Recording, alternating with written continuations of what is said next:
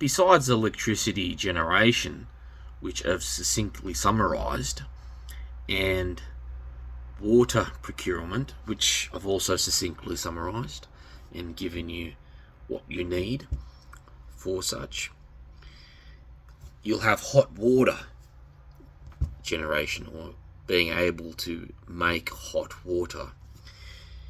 It's a lot easier than you could possibly think. You don't need to you don't need to make a ream or anything like that, or an Aquamax or fucking Renai. You don't need to make a state-of-the-art hot water system to generate hot water. People have this really funny idea that if they're in a survival situation, they're McFucked because they're not going to be able to generate hot water because there's no Renai available and there's no public services and this and this and that. Jesus Christ, people. Do you know how easy it is to generate fucking hot water? You've just got to know how to mix cold water with hot water. But I'm still going to make this because there are people who won't have their head turned on in that way and be like, oh, yeah, that's what you've got to do. So I've already shown you in the hygiene series how to wash yourself with a modified shower bottle and do all sorts of stuff. So creating hot water is a similar principle in terms of housing it in something, except you don't want to, generally you're not going to use boiling water except for teas and coffees. You're going to have to dilute it a little bit with cold water depending on how hot you want the water.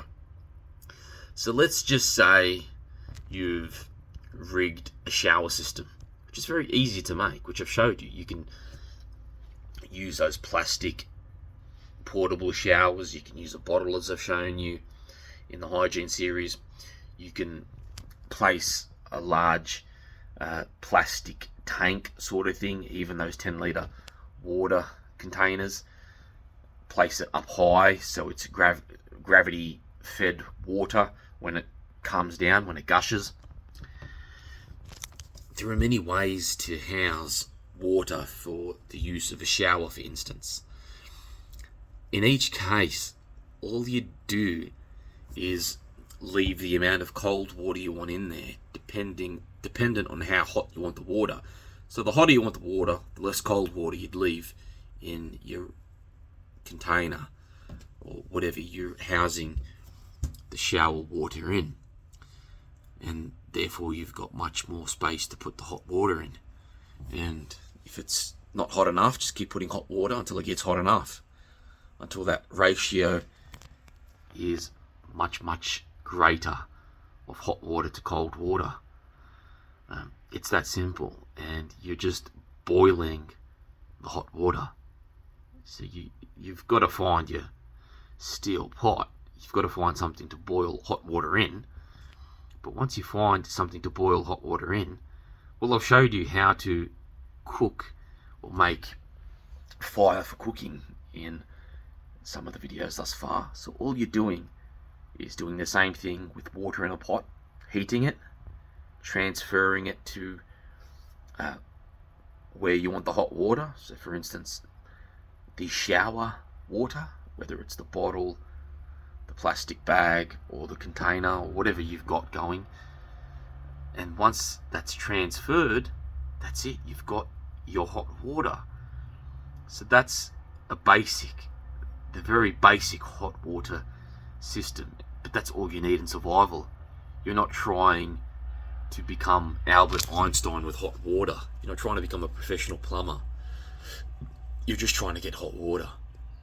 And in a survival situation, I can only think of a very few times you'd need hot water, if at all.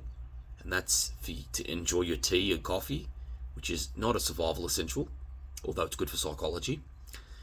And for a warm, beautiful shower, which isn't a survival essential either. You can have a shower without hot water, although hot water will make it that much better. And it builds morale. So if you've got the ability to and the capacity to, certainly make hot water, but you're not going to die if you have to use cold water or you don't have hot water.